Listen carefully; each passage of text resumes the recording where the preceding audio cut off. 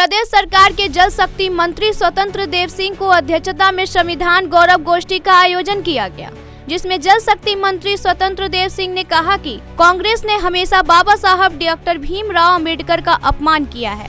देश के गौरव अटल बिहारी वाजपेयी और नरेंद्र मोदी ने बाबा साहब डॉक्टर भीमराव अंबेडकर का सम्मान किया है, उनके विचारों को आगे बढ़ाने का काम किया है। कांग्रेस हमेशा संविधान की दुहाई देती है। प्रधानमंत्री नरेंद्र मोदी ने बाबा साहब डॉक्टर भीमराव अंबेडकर के पंच तीर्थ घोषित करने का काम किया है। कांग्रेस ने डॉक्टर मनमोहन सिंह के देहांत पर बवाल किया, लेकिन बाबा साहब डॉक्टर भीमराव अंबेडकर के देहांत पर आपको अपमानित किया था। यहाँ तक कि देश के बंटवारे के समय भी बाबा साहब डॉक्टर भीमराव अंबेडकर के संसदीय क्षेत्र को पाकिस्तान में दे दिया। वहाँ पर कोई मुस्लिम आबादी नहीं थी। पूर्व प्रधानमंत्री नेहरू ने बाबा साहब को चुनाव हराने का काम किया। 25 वर्ष पूरे होने पर जश्न मनाना चाहिए। वर्तमान भाजपा सरकार बाबा साहब के सपनों को साकार करने का काम कर रही है। प्रधानमंत्री नरेंद्र मोदी के शासन में सभी लोगों को सम्मान दिया जा रहा है। इस संबंध में बात करते हुए उत्तर प्रदेश सरकार के जल शक्ति मंत्री स्वतंत्र देव सिंह ने कहा, बढ़िया है, ठीक है जी। आज कार्यक्रम है यहाँ पर, किस तरह का कार्यक्रम है और क्या कहना चाहते हैं? देखिए, संविधान दिवस कांग्रेसियों ने जिस प्रकार प्रोपोगंडा बनाया है अपने संपूर्ण कार्यकाल में, नेहरू जी से लेकर राजीव गांधी तक पूज्य बाबा भीमराव अम्बेडकर का अपमानित किया।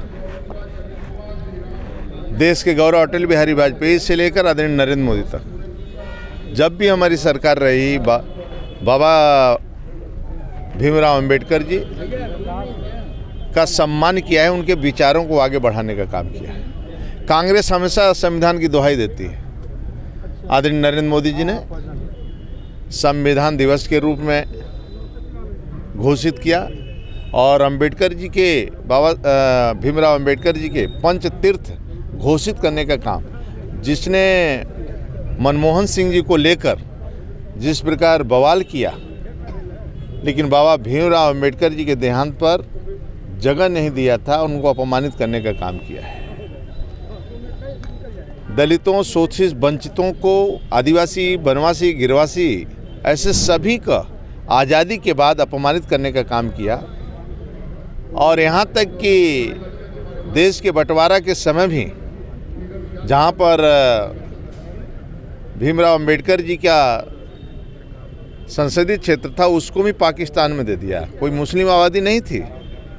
हमेशा नेहरू जाकर उपचुनाव हो, कोई चुनाव हो, अंबेडकर जी को हराने का काम किया और वह लोकतंत्र की भी हत्या किया। 25 वर्ष पूरा होने पर जिस प्रकार जश्न मनना चाहिए, और उसी दिन इंदिरा जी ने लोकतंत्र की हत्या किया, अखबारों पर प्रतिबंध लगाया और एक तरह का नेताओं को सभी के ऊपर लाठियां बरसाई और जेल के अंदर ठूस दिया।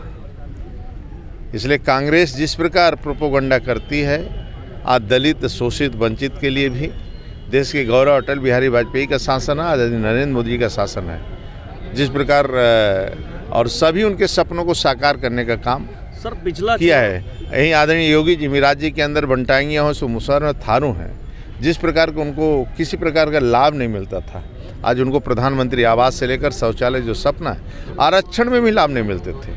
आरक्षण, राजीव गांधी ने पिछड़ों का आरक्षण समाप्त करने का काम किया और वह किसी प्रकार की रिपोर्ट भी नहीं मानते थे। लेकिन देश के गौरव अटल बिहारी वाजपेयी के शासन में, आज आदरणीय मोदी के शासन में सभी प्रकार का सम्मान दलित, शोषित, बंदी, आदिवासी, पिछड़ों को, दलितों को मिलने का काम किया है आदरणीय सर। पिछला चुनाव था सर, अभी अगर बात करें दिल्ली का चुनाव अगर बात करें तो क्या परिणाम आपको देखने को मिल रहा है अभी? देखिए, कांग्रेस ने, प्रश्न है कि विचारधाराओं की लड़ाई है।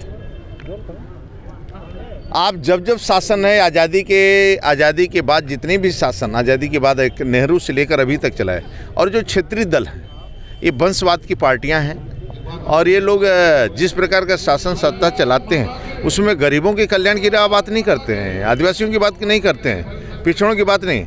और दिल्ली का चुनाव हो चाहे कोई, मैं एक तरफा जीत रहा हूँ और एक तरफा आऊँगा। महाकुंभ की अगर बात करें तो महाकुंभ में करोड़ों लोग आ रहे हैं, लेकिन अखिलेश यादव